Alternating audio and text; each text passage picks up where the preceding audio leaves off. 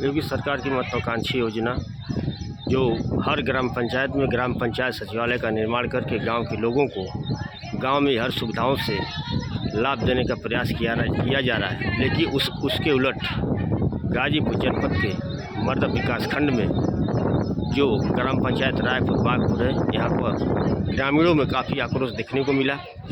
ग्रामीणों का आरोप है कि ग्राम पंचायत सचिवालय पर हमेशा एक ताला लटकता रहता है।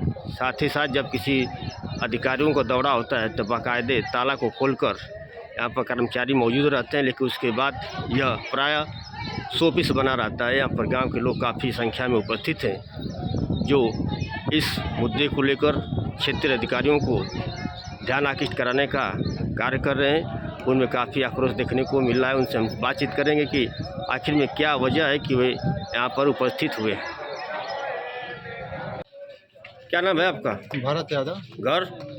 ग्राम रायपुर बागपुर में। भरत जी, देखा है तो रायपुर बागपुर गांव में काफ़ी समस्याओं का अंबार लगा है और लोगों में चर्चा है कि जो गांव में सचिव सेक्रेटरी तैनात है वो लंबे समय से नहीं आ रहे हैं। क्या कुछ कहेंगे?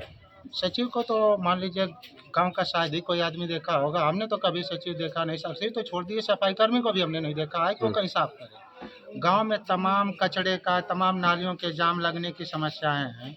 तमाम लोगों सरकार की योजनाओं से वंचित हैं, चाहे विधवा पेंशन हो, चाहे आवास हो, चाहे राशन का मामला हो, तमाम लोग इससे वंचित हैं। इस पर कोई जिक्र नहीं करता है।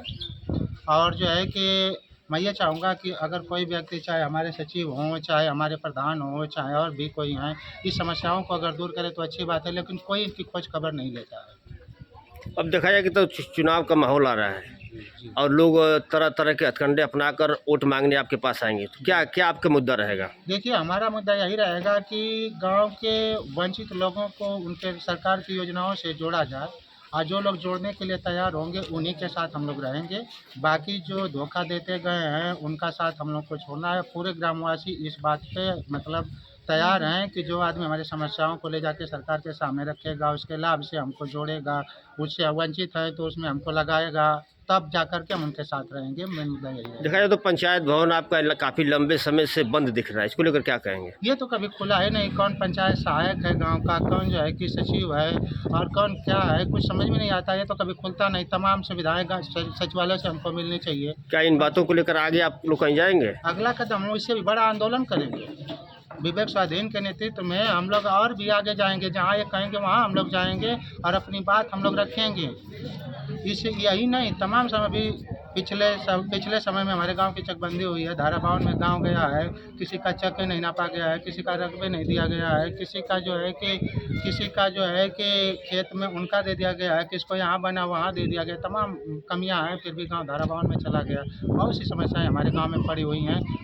लोग अभी भी मुकदमा लड़ने के लिए या सरकार से अपनी बात कहने के लिए उनके अधिकारियों के पास जाते हैं, लेकिन वो सुनते नहीं हैं।